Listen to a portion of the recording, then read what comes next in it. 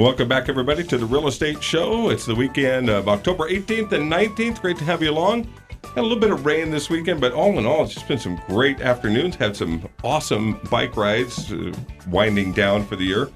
Trying to stay busy, but take a little bit of care of ourselves, because that's part of the joy of living in our area. All the great things and long seasons we have to golf and grow and play and have fun, and then we have to hunker down for a little bit. But all in all, we got it pretty good here, and that's why a lot of people like to live here, and that's why we get together and every weekend try to take a pretty thorough look at what are the factors and dynamics that kind of drive our local real estate market, and the synergy of all the different elements that come in. We've got the builders, we've got the city administrators, and we've got the lenders and the real estate agents and the buyers and the sellers out there, and trying to keep up with inventory. We've seen a shortage of new housing as we come out of the recession from the end of the 2000, early 2010s there. So all in all, the market has moved a lot. So today, we've got Frank Mania back from Tycor Title, joined also by Mark Van Holle from R.A. Murphy Construction and Chris DuBose from Bank of the Cascades.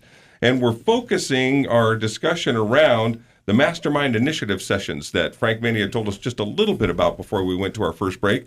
And Mark and Chris have been a part of that. So obviously, I know you're excited about some of the things that have come from just these first three sessions and see some great potential for our different elements of our local industry to work together and work together to kind of make things better, make it a more profitable and sustainable market for all involved. You're absolutely right, Joe. I mean, and I think if we've accomplished anything, we've been able to get core people,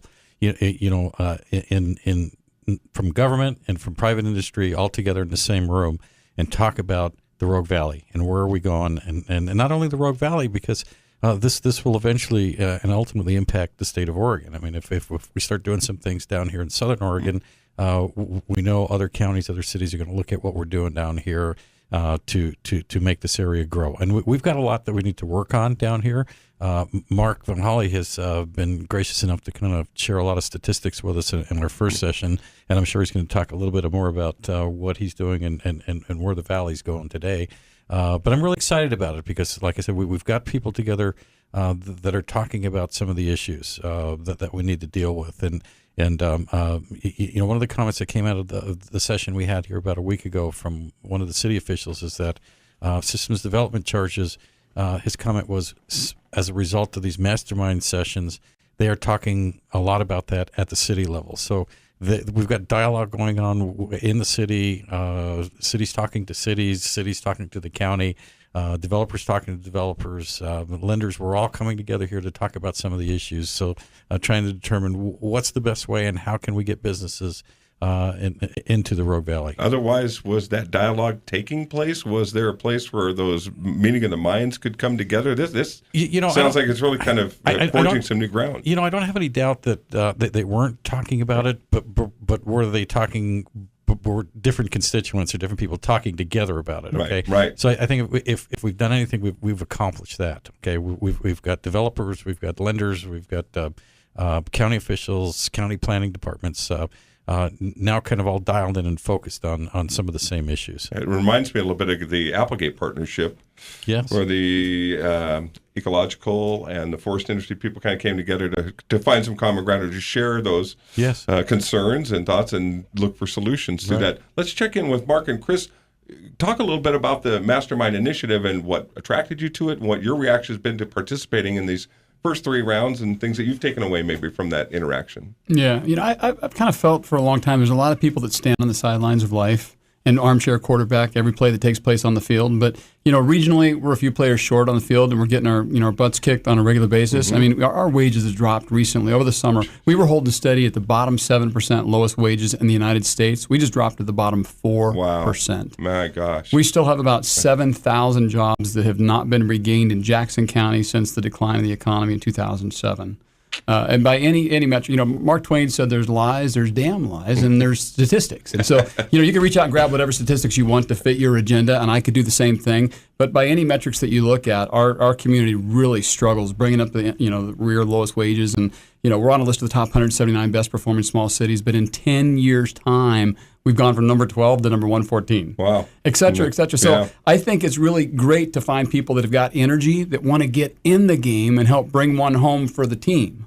and help make a big change here in the community. Because we should do better than that. We really should. With all that we have to offer and the potential for the future in our location and all kinds of things on the I-5 corridor where we're placed at, we should and could do better. And some of these things are really uncomfortable to talk about it, but it's our reality. Today. Yeah. So, but if we deal with it, then things can get better. And if we ignore it, to me, ignorance is nothing more than a pattern of ignorance. You just keep on ignoring it, and you could be willingly ignorant of the things that are right in front of you that we're tripping over that we shouldn't be. And so I really appreciate Frank taking the initiative to bring this together, because there's a lot of great thinking going on in this community. When you bring that all together, great things are starting to happen. Yep. And the community's got to come together to move forward to everyone's benefit. Keep that ball moving down the field. Exactly. Yeah. Exactly.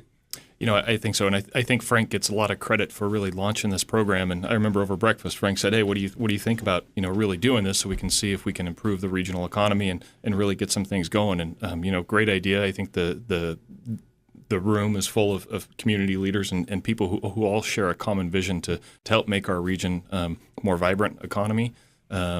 And really to make the Rogue Valley flourish, and so to the extent where financing comes in, that's one of the things where banks can contribute as well as really understanding what's going on in the regional economy and ways that we can help support that. So the Mastermind Initiative has been a great forum for us to do that. It takes all of the. It's going to take all of us, all of the elements exactly. Together. Exactly right. Yeah.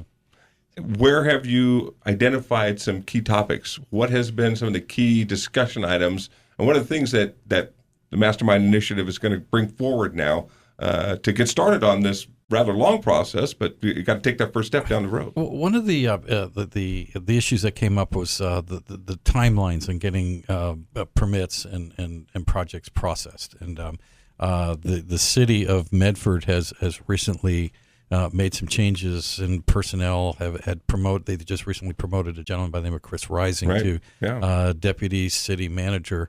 Yeah, and his function is to kind of oversee that whole development services process down there. And let's look at ways that we could move application process through on a quicker timeline. Chris spoke at my last session. And he made some one of his observations was, we have to deal with state law. That there isn't anything that the city can do in terms of circumventing state law. But at the local level, how can we take state law and then look at what we're doing locally and kind of work through those issues and kind of move the process along so that we're not delaying the process of either the planning process for residential projects or the permitting process for commercial projects. How did that come about with the city of Medford? There had to be some work at a time or some needs maybe identified that we have to step up a little bit here because the building and the construction, everything is ramping back up. We got to be ready for it. That's correct. I think we all know at some point in time, when our economy nationally begins to heat up. Let me say this: begins to stabilize a little bit more than we're at today. We're going to start seeing, start people moving around again. The migration and the Rogue Valley in Oregon is still one of the number one state that people are moving to. We know that this is a great place to live. Okay, so how do we continue to develop and add amenities to Southern Oregon, and including jobs? There's in addition to people that are retiring, we're looking for people with careers that can move here. And also, I think one of the issues the things that Mark has talked about in some of our sessions was education. Educating our youth. But keeping them here, how do we gainfully employ them? After they get their college degrees. Well, if our wages are plummeting below 5% to the bottom of the national, we're not going to keep many people here. Well, exactly right. And I can say I have a daughter who's a doctor of physical therapy, and this was not one of the areas that she was looking at because the wage is so low. Yeah. So she's ended up in Portland and doing very well. So that's another story. Interesting. Yeah. From the planning standpoint, from a developer-builder standpoint, what are the places they could improve? And how can that help the industry move along if they can streamline some of these processes or just remove obstacles that slow things down? Yeah, that's a really good question. I'm glad it's being asked. And again, hats off to Frank for taking the lead on helping resolve some of these issues, get the discussion so we can resolve them. It's all relative to the marketplace. And as challenging as conditions are in Oregon, they're far worse in California. I just want to talk about and kind of answer your question in a roundabout way. Sure. Overall business rankings, the state of Oregon almost makes the top 10, with one being good. And I think that we're all guilty, me especially, of drinking the negative Kool-Aid of how unfriendly, business-friendly Oregon is, and Jackson County and Medford is. But for the state, we rank number 12, and California is number 48. Wow. We on business taxation, we're number 17, which is nothing to write home about. They're number 47. So as challenging as things are here, they're worse there. That's the 8th largest economy in the world. Exactly. If the Silicon Valley was its own nation, it'd be the 19th largest GDP in the world. And Californians are leaving there on a regular basis. There's 150,000 Californians that migrated to Oregon between 2000 and 2010, representing about $4 billion in income. And so, there's challenges that we need to address here right now, like these developers that are trying to develop homes. Well, guess what? The majority of people who live in this valley can't afford these new homes. They're being sold to Californians, but these poor developers are having to be out of pocket these SDC fees up front when, in fact, nobody's utilizing the system until the house is sold. And so it's really reasonable to go to the city and say, can we defer that until the house is actually sold? And they're actually open to it. Well, that's a great concept. And SDCs are systems development charges that the cities or the county can impose for new construction, and it's designed to make sure that this new development keeps up, meets with, has modern infrastructure, can tie into the existing neighborhoods or industrial areas around it. And those are fees that are typically paid up front when you go into the permitting process. So this is a kind of a major ask or shift in the policy.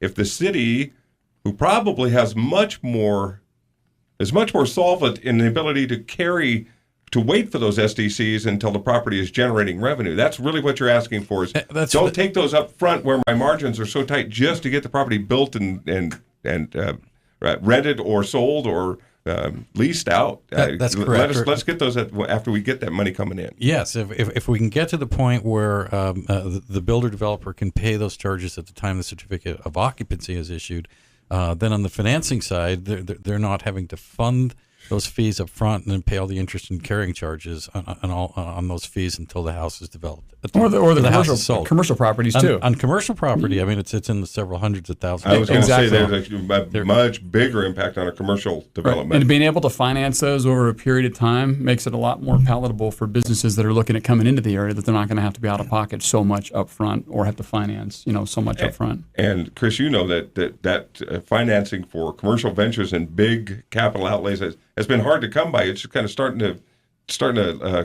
come back around a little bit and have those opportunities a little more there. Yeah, we'd love to have more of them. Part of the problem is attracting and getting businesses that want to come build, expand in the Rogue Valley, and so that's one of the big challenges that we have. I think all the banks in the community have a bunch of money that they'd like to lend exactly to those people who are coming. There's just not enough opportunities out there for us to be able to do that. The other thing I'd say on system development charges on commercial property is it can vary a great deal from community to community, and sometimes to me, when those fees become somewhat negotiable between whoever the parties are that set those fees, that tells me that there's room for improvement in the process to make it a little bit more streamlined across the board. Yeah. Well, they're part of doing the business, and it's a part of the city or the county has got to recoup some of that and got to have some help with that. Just how that formula shakes out can be, and that's a great thing of how else could you move a conversation or a dialogue like that forward, say for the Masterminds Initiative, where you've got city officials that are there and able to interact and talk with folks. Right. And if we could at least get to that point and start getting businesses to look at Southern Oregon, where the financing makes sense and defer these charges, that's all revenue that the city's going to gain, businesses that we're going to gain, jobs that we're going to create here. They're either going to bring families here or hire local people. So it's kind of a win-win for everybody. And the cities and the counties, the municipalities will get that money in this SDCs. They'll also get the property tax that comes with that as their community grows and expands. And so it would seem to make sense for everybody. We aren't going to extend our property tax base unless we help the developers get in and get the jobs done, get the projects done. And to your point, Joe, I've been having some discussions with county administrator right now, asking him about what the plan is to create new streams of tax revenue for the county. And really, there isn't one. I mean, besides shifting the burden of like the libraries through a levy to get the voters to pick that up, which in fact they did. That's $5 or $6 million the county's not going to have to spend annually, and all the video poker proceeds, which is another conversation. So as far as creating new taxation is concerned, new tax revenue streams, right now on our vacant commercial or vacant industrial land, the county gets about $500 an acre on average. is vacant industrial. And kind of bleeding the developers dry because they're spending all this money in taxes and there's no revenue coming in for them because the land's sitting vacant. Right. But in fact, that can take a long time for it shouldn't. It shouldn't take as long as it's. I mean, we're talking. Reed Murphy, for example, bought 80 acres on Avenue G that's been sitting vacant since World War II. It's a state-certified, shovel-ready site. It's beautiful. It backs up against the Denman and unobstructed views of the Table Rocks, Mount McLaughlin. Yeah. But it just sits there vacant because nobody's got a plan to actually populate it. But my point is that for every $1 million of capital improvements that goes into this land, there's $2,000 of new taxes that'll come in. Wow. And that can add up. That can add up in a hurry. There's your revenue stream. Hold those thoughts. We're at our first break. You're listening to the Real Estate Show for the weekend of October 18th and 19th. Joe Brad here. Pete Belcastro has the weekend off. He'll be back next week. And our Real Estate TV show is airing now on RVTV channels 180 and 181. Check rvtv.sou.edu for listings. The Real Estate Show rolls on here for the week of October 18th and 19th. Folks, if you happen to be out of town, miss the live show Saturday mornings at 11 or the replay Sundays at 9 a.m., you can always see realestateshoworegon.com, or visit there, I should say.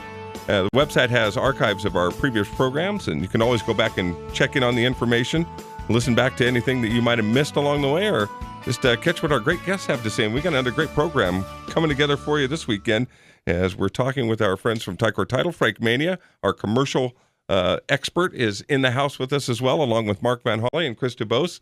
We talked about the Mastermind Initiative sessions that have brought some heavyweights of the local industry together, along with our city leaders and the people that have some of the decision-making power in the way things come together and the way things work in our valley. And it's all kind of directed on setting ourselves up to move back forward because, Mark, we just talked during the break, you got here in 2002, and boy, it was really difficult for folks to be able to afford to buy a house here. And we've gone through a cycle where housing prices went up and then down and have kind of rebounded pretty nicely now, but our wages and have taken a step backwards. So that picture doesn't paint out very well for the future. And how do we get in and kind of make that kind of start to turn around on things that are going to really fuel that potential?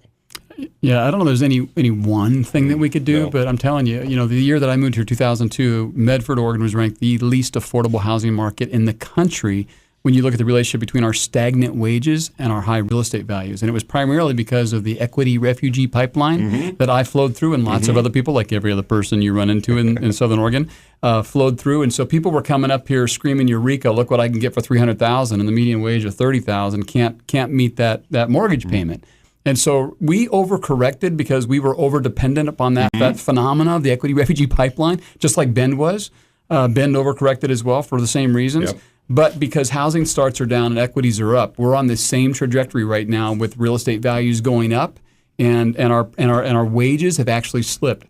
Joe, we were holding steady at the bottom 7%, lowest wages in the country until the summer. We slipped to the bottom 4%. Yeah. So it means young people can't afford, with limited opportunities, they can't afford to stay here because they can't price out of the housing market. They can barely afford to rent, and they have a child and some child care to throw in there. Exactly. So you've got to do something to close that gap. I mean, additional land and housing starts, Oregon's got the most restrictive zoning overlay of all 50 states. So we've got limited land capacity, both on the residential side, the commercial, the industrial side. It's a supply and demand thing, right? And then on the other side of it, our wages, we've got to do something to get our wages out of the basement for the lowest in the country. And there's some strategies in play right now in that regard. I think you hit on something when you talked about supply and demand, and you're right. I mean, the way our land use laws set the tone here for development in Oregon, we get really restricted in terms of supply. And I know there's I worked at another state with some of the largest developers in the country. I mean, and they'd look at parcels and they'd start developing 300, 400, 500 home subdivisions at a clip. I mean, we don't have the land capacity here to do that. We can't create that supply. By creating that supply, it would bring the prices down. And I know some of these groups too that they would commit to buy material, lumber, and everything I need to build like 1,000 homes or 2,000 homes, for 2 years in advance. This is what we're going to do. We're going to buy it today, and then they're going to build 2,000 homes in the next 18 months. We just don't have the land capacity, and the land use laws kind of restrict that kind of development. And I understand some of the thinking of our forefathers here as to why they want to keep it that way. I get that too.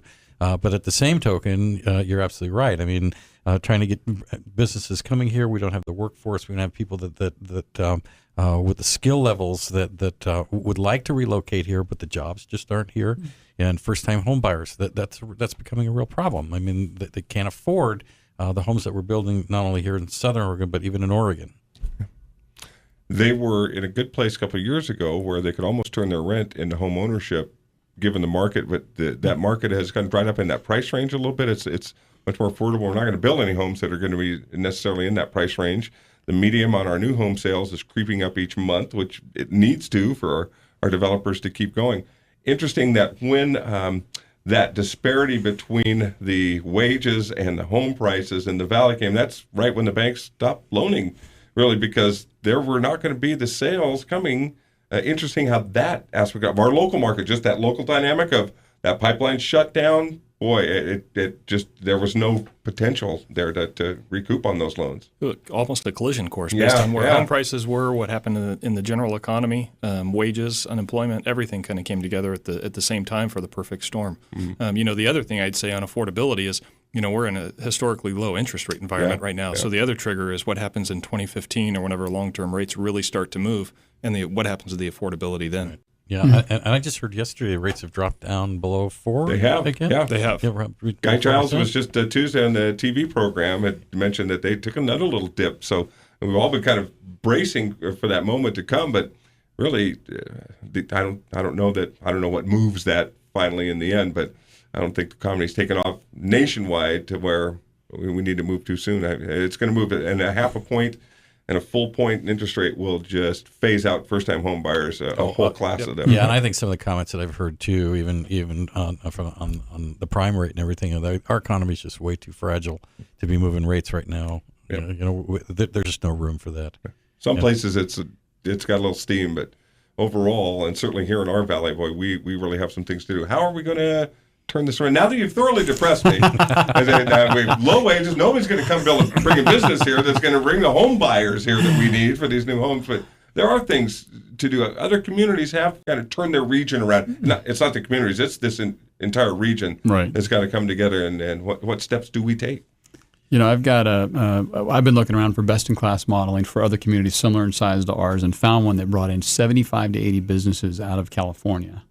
And, it's not about recreating California. Nobody wants to do that. But, just because more than 70% of our land is controlled by the feds in Jackson County, right? Yep. We got the most restricted zoning. We live all 50 states. And we live in a bowl. We're surrounded by these mountains. It's a beautiful place to live, but it traps the air and really inhibits our ability to grow our economy on a level that a lot of other communities don't have, because we can't have things that cause atmospheric emissions. Right. And we've only got a limited amount of industrial land. There's only so much that we can do with it. But we're not doing enough because it sits there vacant for decades. Mm-hmm. And so you look at what other communities have done to attract those businesses, in particular out of California. I mean, it's right across the border from us, for heaven's sake. It's that thriving economy. Exactly. And there's a trend right now, even in the Silicon Valley and the LA Basin, for companies to leave the contingent that they need there because of the synergistic benefits of being there, but they're relocating the rest of the company somewhere else. And those communities that aren't in identity crisis, as I perceive that ours has been about our strengths, and that make the right investment in economic development, they do really well. Reno, Sparks, Bend, Boise, Spokane, et cetera, but we haven't made that investment yet. And I think it's our opportunity to do so because those businesses are leaving anyway. Mm-hmm. Californians are coming here anyway. Do we want to have some influence about who comes from a business standpoint?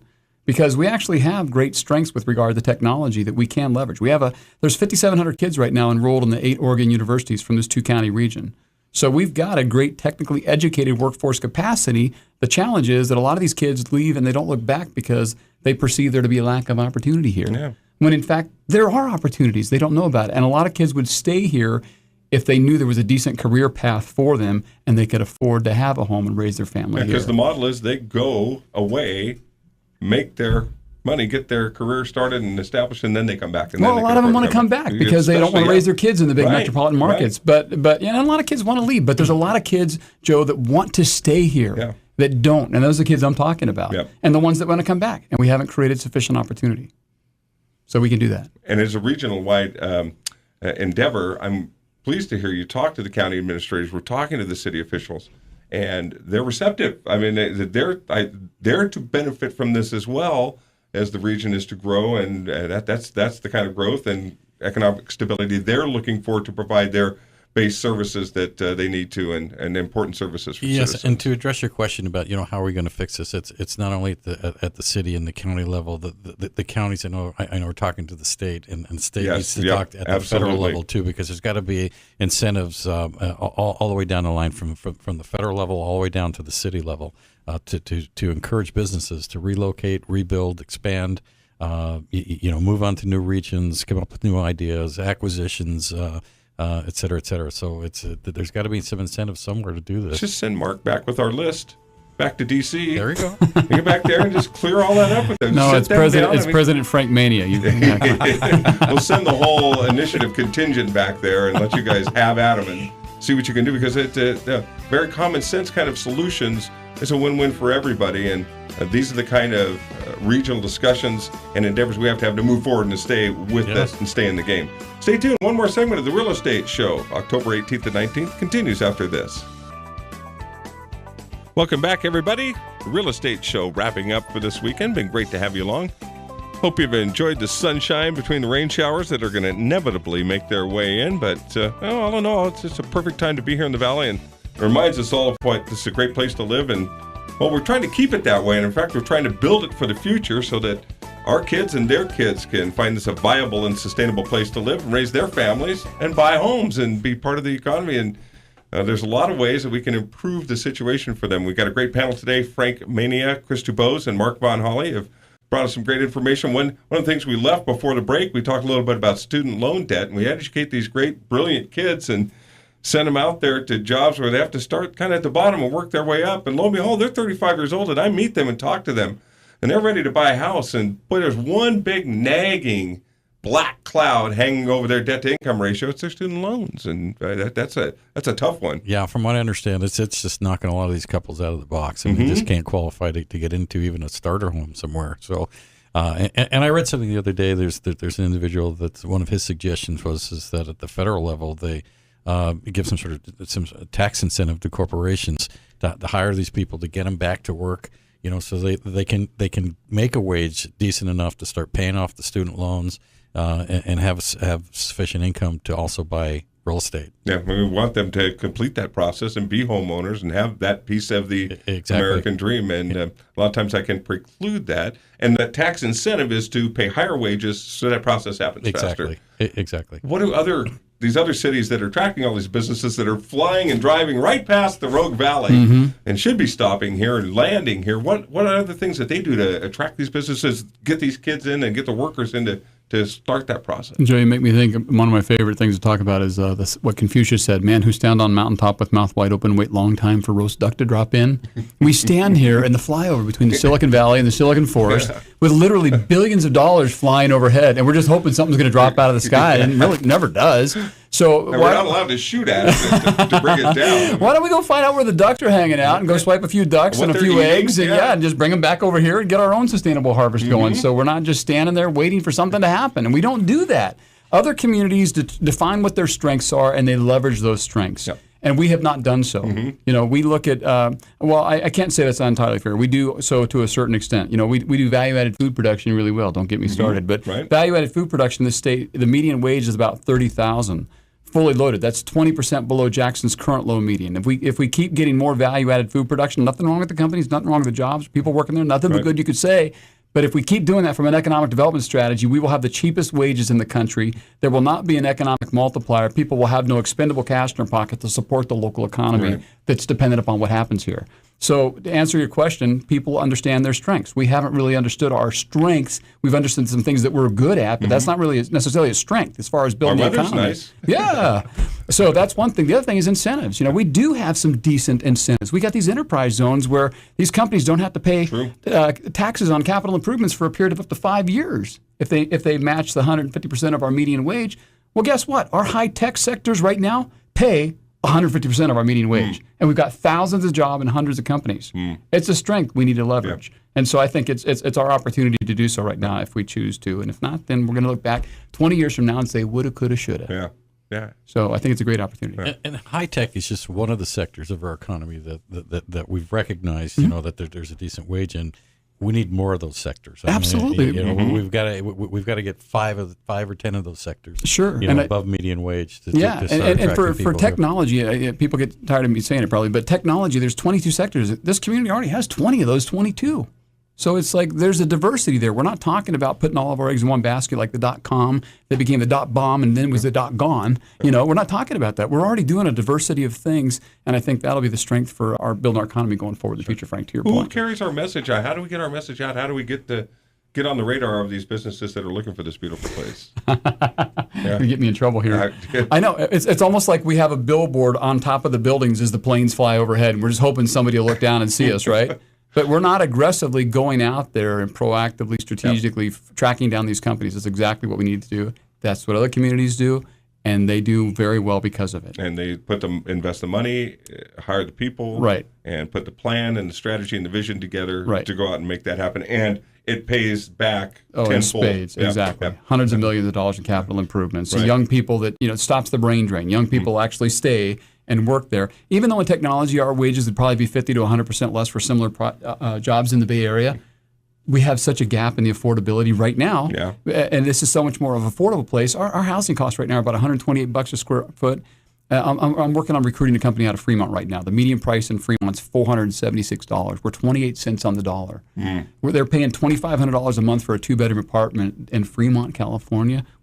Ours is about $800. Yeah.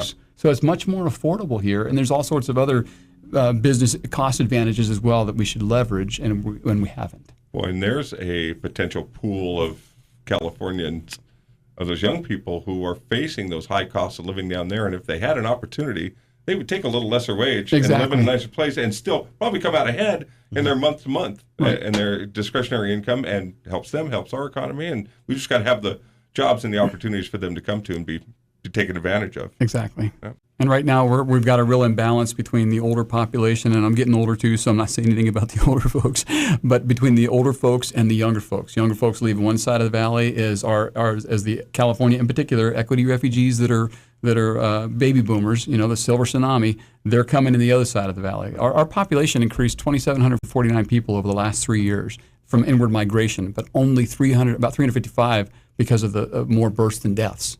So our population increased about 3,000. Only 10% of that was our own homegrown folks. Right. So maybe we should abolish birth control. I'm just kidding. But seriously, only 10% of our population increase was from people that were actually born in this community.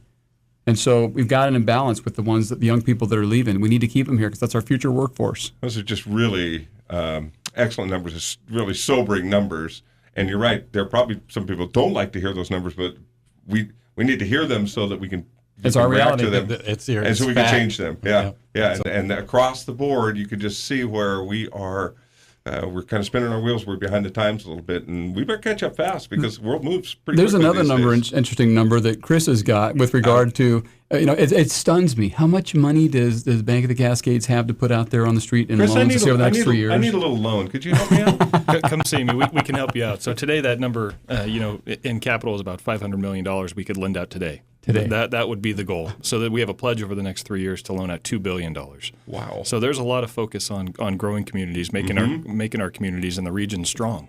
We want to do our part to help do that. And you're not alone. There's other groups there that have large amounts of cash. Yep, that's absolutely. A little more than I need. So I'll leave some for the rest of them. Spread the wealth a little bit. Thanks, Joe. Mark and Chris and Frank, thank you for another great show. Come back again because we got to continue this discussion and the Mastermind Initiative sessions.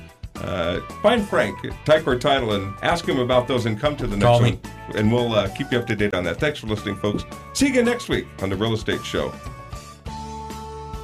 Thank you for listening to the Original Real Estate Show with Pete Belcastro and Joe Brett, the Real Estate Guys. For advice, guidance, or counsel on any of our topics, or to watch a replay of today's show, visit our website at realestateshoworegon.com. This show is sponsored by RE/MAX, Ideal Brokers of Southern Oregon, Ticor Title, All Cities Property Management, and the Jackson Soil and Water Conservation District. We'll continue our weekly quest to enhance the value of your property and to make you a smart real estate consumer when we gather every Saturday and Sunday on KMED for the one and only Original Real Estate Show.